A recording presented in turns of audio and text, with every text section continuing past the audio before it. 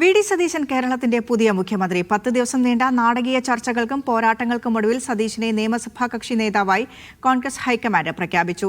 എംഎൽഎമാരിൽ ഭൂരിപക്ഷം കെ.സി. വേണുഗോപാലിനൊപ്പമായിരുന്നെങ്കിലും പൊതുസമൂഹത്തിന്റെ വികാരവും ഘടകകക്ഷികളുടെ നിലപാടും കണക്കിലെടുത്താണ് സതീശനെ മുഖ്യമന്ത്രിയാക്കാൻ തീരുമാനിച്ചത്.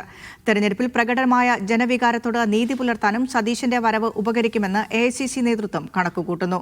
പുതിയ കേരളത്തെ സൃഷ്ടിക്കാൻ കഠിനാധ്വാനം ചെയ്യുമെന്ന് വി.ഡി. സതീശൻ പറഞ്ഞു.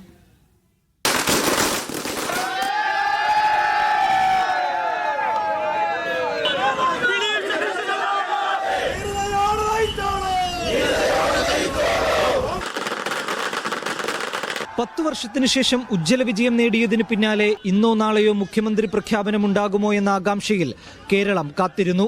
ഒരടി പോലും പിന്നോട്ടു പോകാതെ 3 നേതാക്കളും ഹൈക്കമാൻഡിന് മേൽ കടുത്ത സമ്മർദ്ദം ചെലുത്തിയപ്പോൾ നിർണായക ചർച്ചകളും കൂടിക്കാഴ്ചകളും നീണ്ടു. ഒടുവിൽ 11ാം നാൾ ഹൈക്കമാൻഡിന്റെ പ്രഖ്യാപനം. വി.ഡി. സതീശൻ കേരളത്തിന്റെ മുഖ്യമന്ത്രി. Unanimously resolved to authorize the Congress President to appoint the new leader of the CLP in the state of Kerala. Shri V.D. Satishan be appointed as the leader of the CLP. മുഖ്യമന്ത്രി സ്ഥാനം ദൈവനിയോഗമെന്നും കഠിനാധ്വാനം ചെയ്ത ലക്ഷക്കണക്കിന് UDF പ്രവർത്തകരാണ് തന്നെ ഇതിന് പ്രാപ്തനാക്കിയതെന്നും VD. Satheesan. എന്നെ ഇതിന് പ്രാപ്തമാക്കിയത് ഈ തെരഞ്ഞെടുപ്പിൽ കഠിനാധ്വാനം ചെയ്ത ലക്ഷക്കണക്കിന് UDF പ്രവർത്തകരും ടീം UDF ആയി നിന്ന ഞങ്ങളുടെ UDF നേതാക്കന്മാരുമാണ്.